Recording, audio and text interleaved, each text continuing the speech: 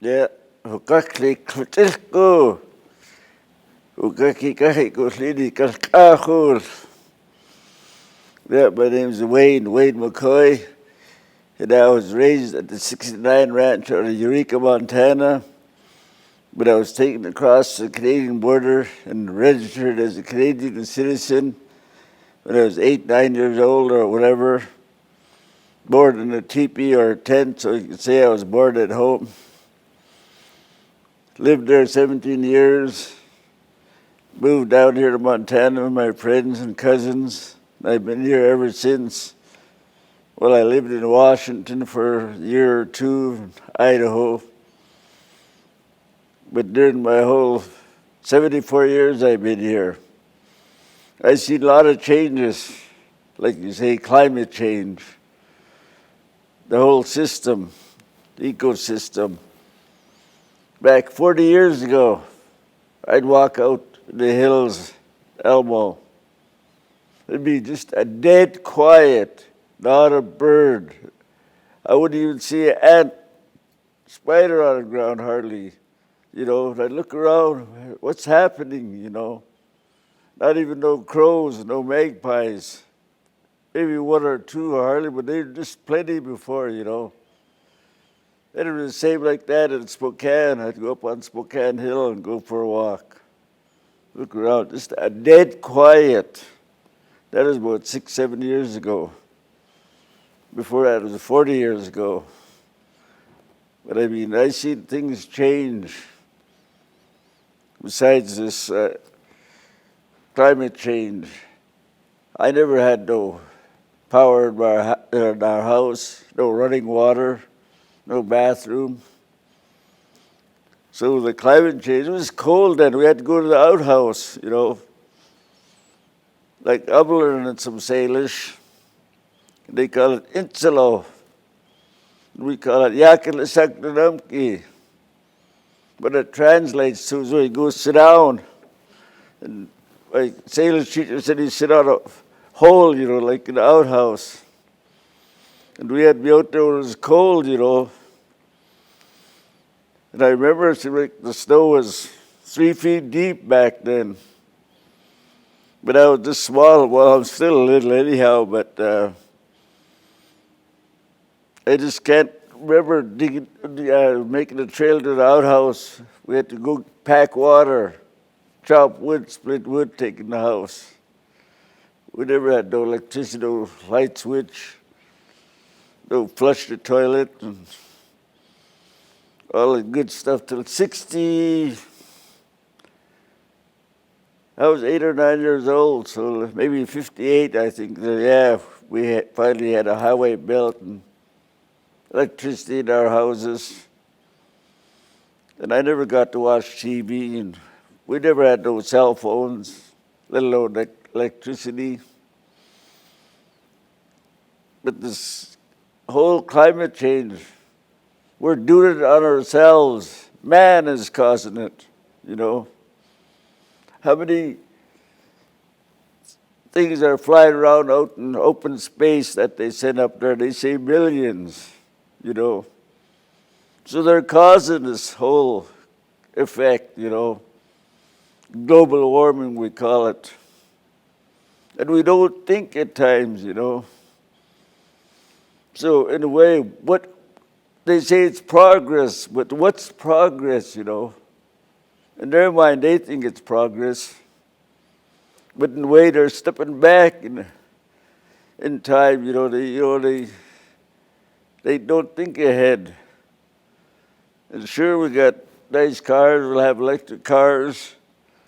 But with all these vehicles, we're causing more pollution. More, you know, the more cars they make, the more people buy, you know. And they're trying to make them where they don't, you know, electric cars and the gas emissions there. Put the catalytic converter on to control a lot of all our plants, you know, causing all the pollution there. And like they were talking on a movie, the Elk River, where Tom McDonald was, I know where that place is at. And we'd catch big fish up there, big bull trout, fresh, clean water up there back then. But now I don't know how, I haven't been up there in 50 years. And where is there such thing as a good spring water, clear spring drinkable water, 10 years from now, I would tell him, your air is over there. Hers is over there. You got to pay for it. And look at we're paying for water. And they say how much water is on his whole system, But man himself has caused a lot of this whole situation, and they don't realize it all through the years, generation after generation after generation. I wish I lived in the 1800s before my ancestors, my great-grandpa, my great-great-grandpa. Because I'm a lineal descendant of our chief Gustata. Abel Gabel was down the road with him in Canada. Chief Red Eagle, my grandpa, I'm a lineal descendant. And ever since I knew 5, 6 years old, I spoke my Kootenai language. I learned it. To this day, I know it.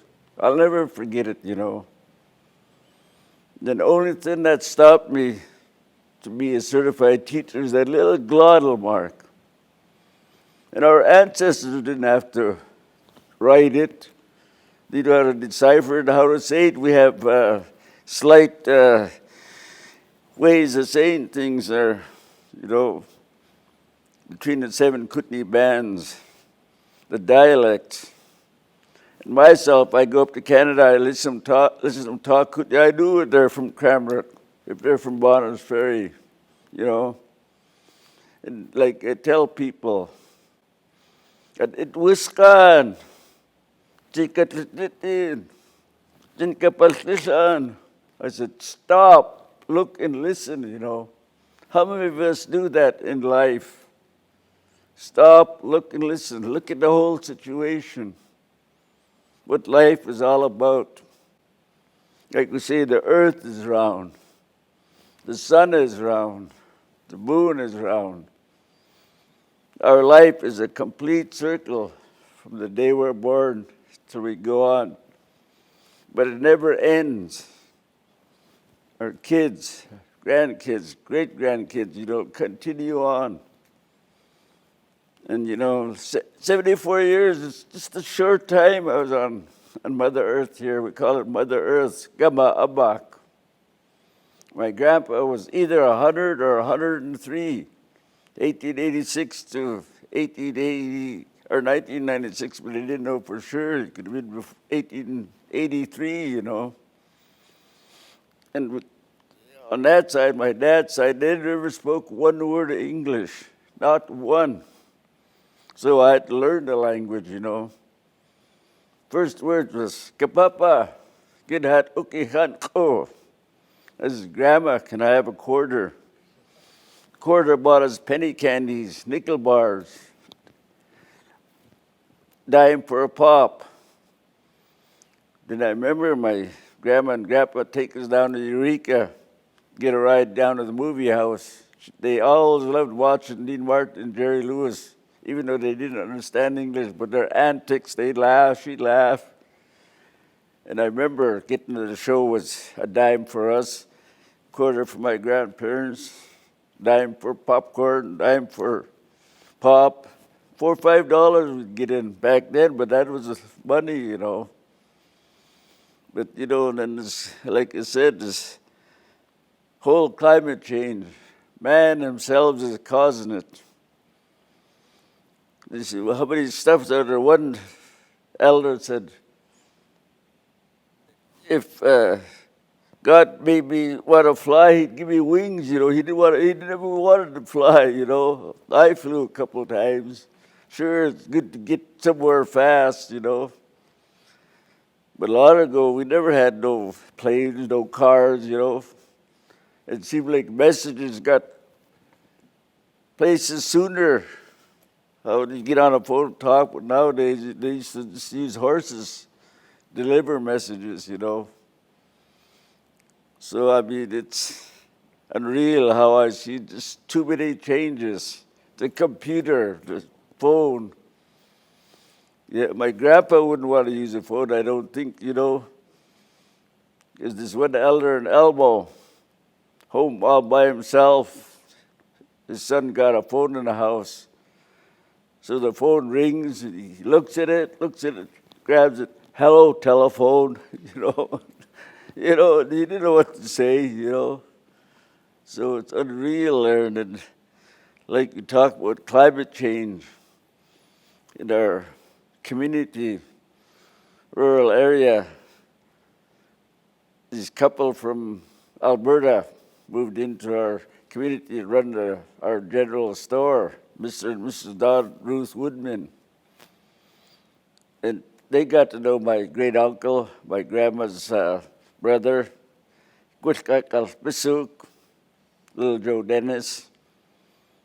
So, storekeeper asked, Wayne, ask your great uncle what kind of winter we're going to have.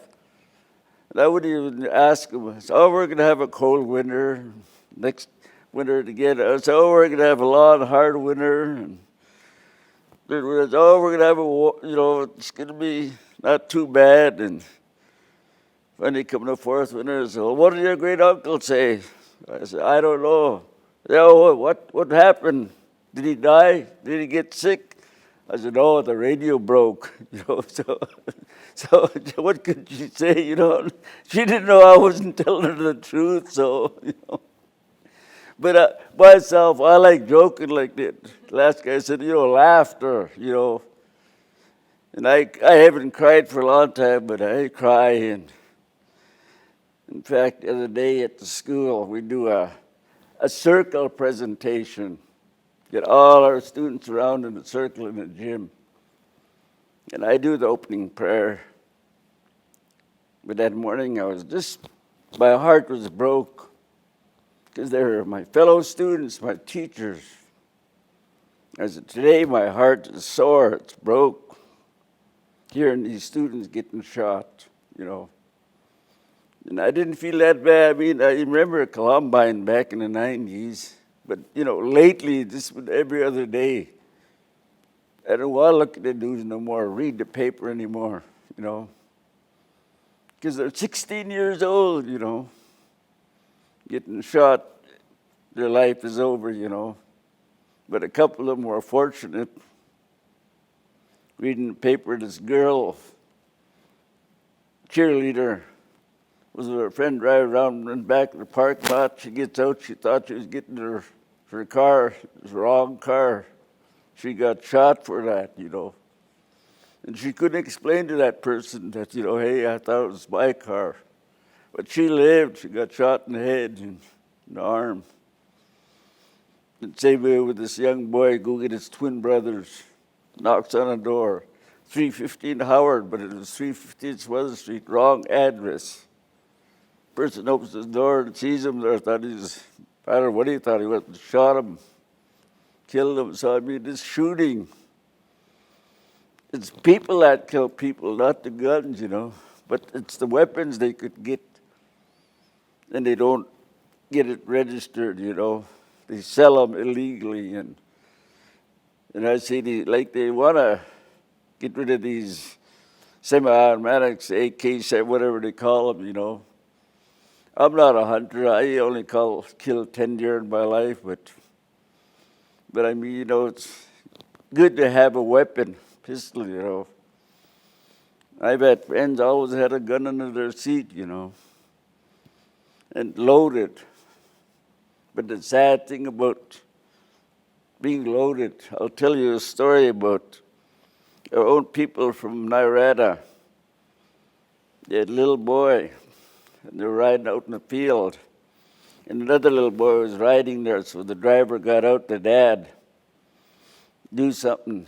So the little boy opens the jockey box, glove compartment, sees that pistol, doesn't know it's loaded, just sit right next to the other boy, shot him, just missed his heart about a quarter of an inch. And I visited that couple up at the hospital with that little boy. Now that guy's grown man there. And he's lucky he survived, But, I've seen so many things, but I just hope it gets better, It will, I think, but man's got to change his thinking, his mind around how to, what way they call progress, but sure we got a lot of good things, but I wish they'd think more what's happening. Like 20 years from now, the pollution, how's it going to be, Sad, How are the people with emphysema, short breath could live, but tahas, life's going to go on. I wish for the best for all of us. So, Kootenai.